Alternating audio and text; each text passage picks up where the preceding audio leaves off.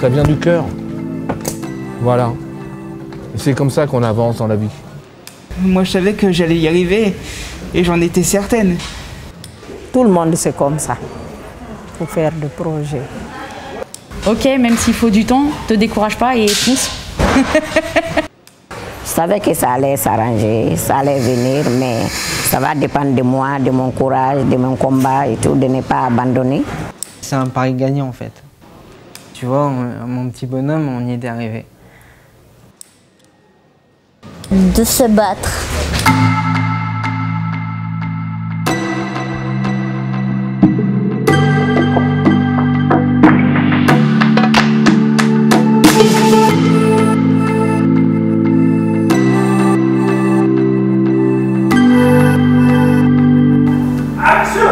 Élodie, Vincent.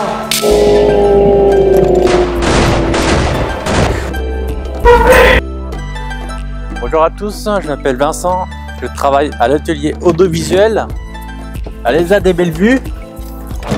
Étant petit, on m'a toujours dit que je ne pourrais jamais conduire. Pourtant, j'ai conduit les voitures dans le cadre du cinéma et le soir, je rentre en voiture sans permis. APF France Handicap, bonjour.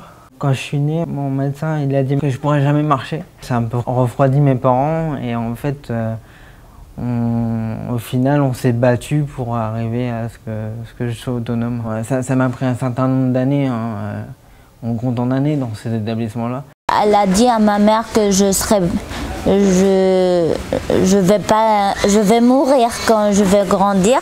Vivre, de se battre avec l'handicap. Et ma mère aussi, elle est fière de moi maintenant. Il ne faut pas désespérer encore. Il y a tout ça là, tu peux évoluer en tant que handicapé. Te marier, avoir des enfants, travail, voyage, tout ça là, moi je fais. On m'avait dit que je ne pourrais pas faire de boxe et j'en fais très bien, puisque même un entraîneur m'a dit que je pourrais faire le championnat. On m'a dit aussi petit que je ne pourrais pas fumer et je fume très bien.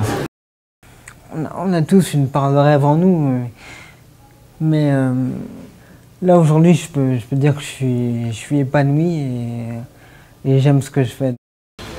Il a dit, mais tu peux avoir ton permis, hein, tu peux faire ton permis, tu peux avoir la voiture. Moi, dès que tu es prêt, tu viens, on fait des tests. J'étais tellement soulagée, tellement heureuse.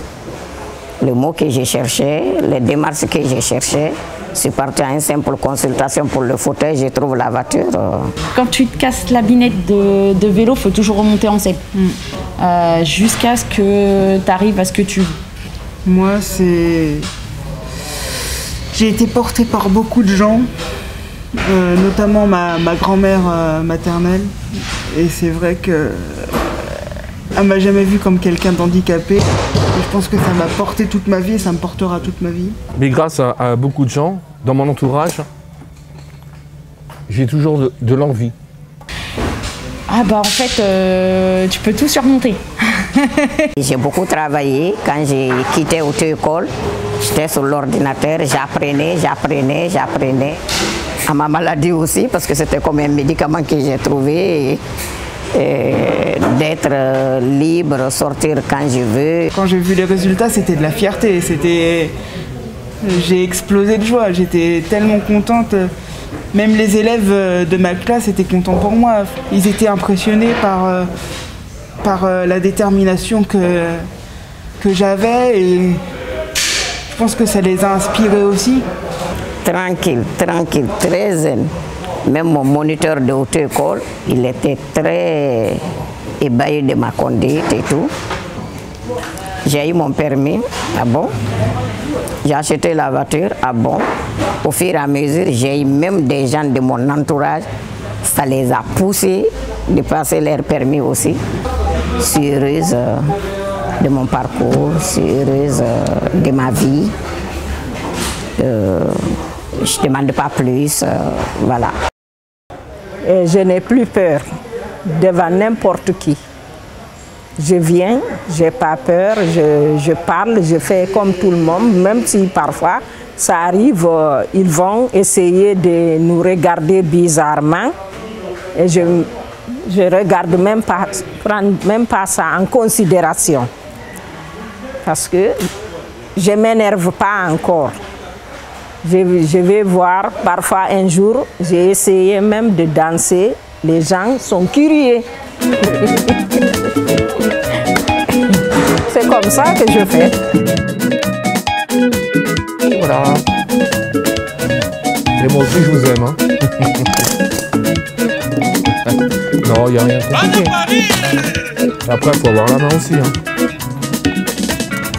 Voilà, voilà, tout simplement.